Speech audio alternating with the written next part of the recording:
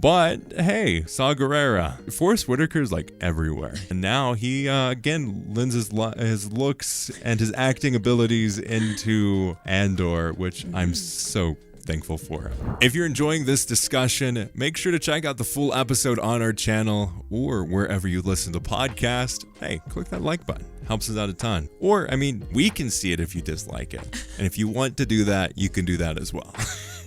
I'm here for the hate. Let your anger fuel. Saw Gerrera, which is the big cameo. It's the one that everyone was hoping for. We're seeing Saw Gerrera again, who's this radical rebellion leader who will do everything, has very little moral compass now. I want to kind of theorize what he's been up to. I think we'll hear bits and pieces of it as we get closer to the finale of this season, because we're up episode 8 now. Yeah. So yeah, we see some really fun kind of pieces there with Saw Gerrera, and I want to kind of touch on what he's been up to. Clone Wars. He was around in the Clone Wars a lot. Yeah.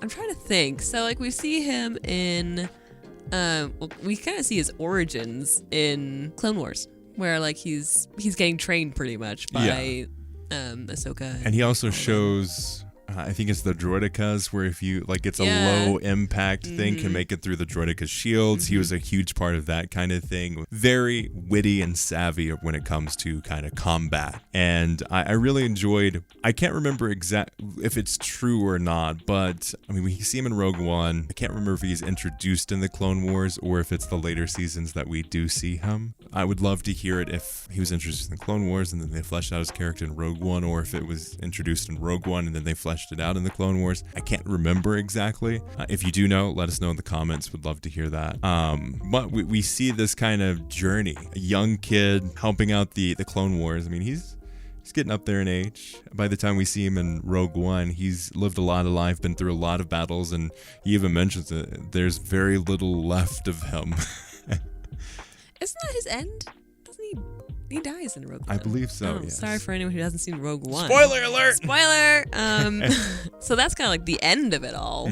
So we're getting like the middle. Yep, so this is the middle section. We see, I think later on in his life cycle, we see either earlier in his life cycle, we see him in Fallen Order, where he is not quite as beat up. He's bald, but he's helping out the Wookiees, and they're going in behind the scenes of a lot of some key moments in Star Wars and the Rebellion. And then in this one, we see definitely, I think they did a really good job of showing him as a younger person. I really enjoyed his wittiness almost. Like he isn't quite as beat down as we see him in Rogue One. Yeah, he still has some charm left to talk to Luthen like he does. It's like he's still got a little bit of patience. I feel like he's still got this like, I'll put on a little face for you. The whole conversation between Luthen and Saw, I loved. I thought it was such a good kind of like, we both know we did the thing that we're talking about, but we're not leading it on that we did the thing we're talking about.